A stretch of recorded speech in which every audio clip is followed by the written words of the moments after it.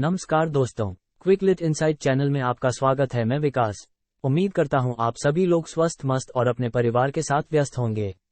आज हम बात करने जा रहे हैं एक बेहद प्रेरणादायक पुस्तक द पावर ऑफ नाउ की, जो एकहार्ट टॉल द्वारा लिखी गई है। ये पुस्तक व्यापक रूप से जीवन के वर्तमान की महत्ता पर बल देती है और हमें उसे सच्चाई और संयम के साथ जीने की प्रेरणा प्रदान करती है। प्रथम अध्याय द पावर ऑफ नाउ का शीर्षक है वर्तमान की ताकत। इस अध्याय में हमें बताया जाता है कि वर्तमान क्षण में रहने की क्या महत्ता है और हमारे जीवन पर इसका कैसा प्रभाव होता है। यह अध्याय हमें अपने मन को वर्तमान क्षण में स्थिर रखने और उसका आनंद लेने की महत्ता को समझाता है। यह अध्याय एक बेहद महत्वपूर्ण संदेश देता है। हमारा जीवन सचमुच में केवल वर्तमान क्षण में ही होता है। भूतकाल और भविष्य केवल कल्पनाओं और संवेदनाओं के रूप में हमारे मन में मौजूद होते हैं। हमें वर्तमान क्षण के महत्व को समझना चाहिए, क्योंकि यह हमें सच्ची प्रकृति को अनुभव करने का अवसर देता है। एकहार्ट टॉल अपने अनुभवों के माध्यम से वर्तमान की महत्ता को समझाते हैं। उन्होंने बताया कि अधिकांश लोग या तो अपने भूतकाल के बारे में चिंतित रहते हैं या अपने भविष्य के लिए चिंतित होते हैं। ये चिंता हमें वर्तमान क्षण से दूर ले जाती है और हमें असंतुलित और अशांत बना देती है। एकहार्ट टॉल द्वारा बताया गया उदाहरण यह है कि अगर हम भोजन कर रहे हैं और हमें भूख लग रही है, तो हमारा मन भविष्य में खाने की चिंता करने लगता है। हम अपने वर्तमान के अनुभव को पूरी तरह से नहीं अनुभव कर पाते हैं, क्योंकि हमारा मन हमेशा आगामी के लिए व्यस्त रहता है। इस अध्याय में हमें यह समझाया जाता है कि हमें वर्तमान क्षण में जीने की कला का अभ्यास करना चाहिए और भविष्य की चिंता को छोड़ना चाहिए। वर्तमान की शक्ति को अनुभव करने के लिए हमें ध्यान केंद्रित करना चाहिए। हमें मन को स्थिर करके वर्तमान क्षण की गहराई में उतरना चाहिए।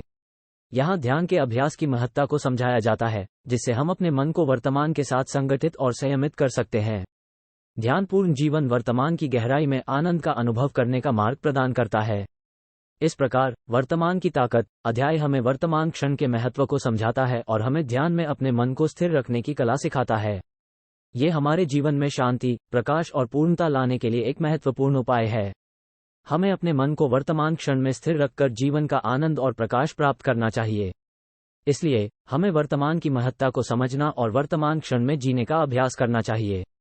दूसरे अध्याय स्वभाव का पहचान में द पावर ऑफ नाउ पुस्तक वाले एकहार्ट टॉल हमें हमारे स्वभाव और मन के कार्य के बारे में बताते हैं। यह अध्याय हमें हमारे स्वभाव के प्रकारों और कैसे हमारे मन के विचार हमारे जीवन पर प्रभाव डालते हैं के बारे में ज्ञान प्रदान करता है। एकहार्ट टॉल कहते हैं कि हमारा स्वभाव हमारे मन के विचारों से जुड़ा होता है। हमारे मन में विभिन्न प्रकार के स्वभाव होते हैं, जैसे कि गलती करने का व्यवहारी स्वभाव, नकारात्मक सोच रखने का स्वभाव या सकारात्मक सोच रखने का स्वभाव। ये स्वभाव हमारे दैनिक जीवन को प्रभावित करते हैं और हमारे निर्णयों, कार्यों और रवैयों का आधार बनते हैं। एकहार्ट टॉल द्वारा बताया गया उदाहरण यह है कि अगर हमारे मन में नकारात्मक सोच रखने का स्वभाव है, तो हमें हर चीज को नकारात्मक रूप से देखने की प्रवृत्ति होती है। ये हमारे जीवन में खुशहाली और संतुष्टि को प्रभावित करता है। वहीं सकारात्मक सोच रखने का स्वभाव हमें आदर्श बनाने, स्वास्थ्यपूर्ण रिश्तों को बनाए रखने और जीवन की उच्चतम स्थितियों को प्राप्त करने में मदद करता है।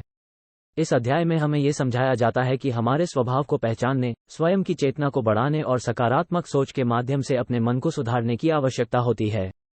ये हमें अपने विचारों, भावनाओं और दृष्टिकोण पर नियंत्रण रखने का मार्ग दिखाता है और हमें एक सकारात्मक और उदार जीवन जीने में सहायता करता है। तीसरे अध्याय संवेदनशीलता अद्वितीय अनुभव में एकहार्ट टॉल हमें संवेदनशीलता के बारे में और इसके अनुभव के बारे में गहराई से समझाते हैं। वे कहते हैं कि संवेदनशीलता हमारी असली पहचान है, जो हमें वर्तमान क्षण में जीने की कला सिखाती है। यह अध्याय हमें बताता है कि संवेदनशीलता अपनी प्राकृतिक तत्वों से अद्वितीय होती है।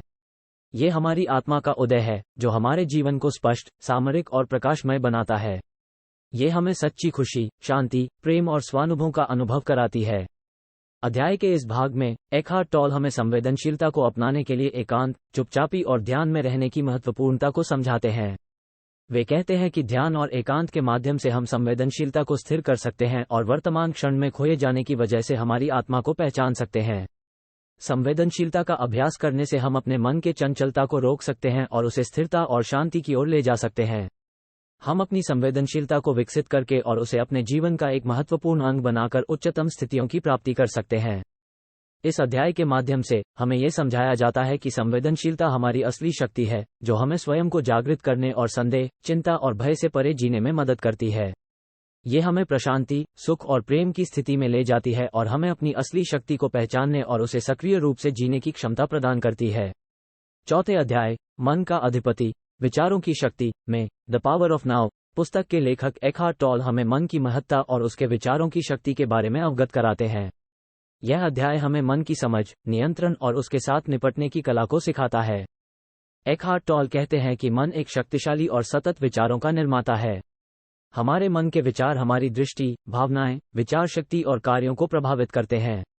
यदि हम अपने मन को सकारात्मक, स्वस्थ और नियंत्रित रख सकते हैं, तो हम अपने जीवन को सुखी, उदार और सफल बना सकते हैं। इस अध्याय में हमें यह समझाया जाता है कि मन को शांत, स्थिर और सक्रिय कैसे रखा जा सकता है। एकहार्ट टॉल विभिन्न विधियों के माध्यम से हमें मन की नियंत्रण शक्ति को संवेदनशीलता, ध्यान और आत्म साक्षात्कार के साथ विकसित करने का मार्ग दिखाते हैं। हमें यह समझाया जाता है कि हमारे मन के विचारों को जागृत करने, उन्हें अनुभव करने और उनसे पूर्णता और प्रेम के साथ निपटने की कला का अभ्यास करना आवश्यक है। मन को विचारों की बदलाव की जरूरत होती है, जिससे हम खुशी, शांति और स्वानुभव के नए स्तरों को पहुंच सकें।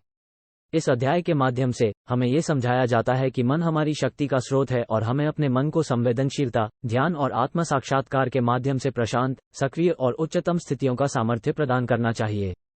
मन के नियंत्रण और शांति की अभ्यास करने से हम वर्तमान क्षण में पूर्णता और सुख का अनुभव कर सकते हैं और अपनी असली पहचान को प्रकट कर सकते हैं।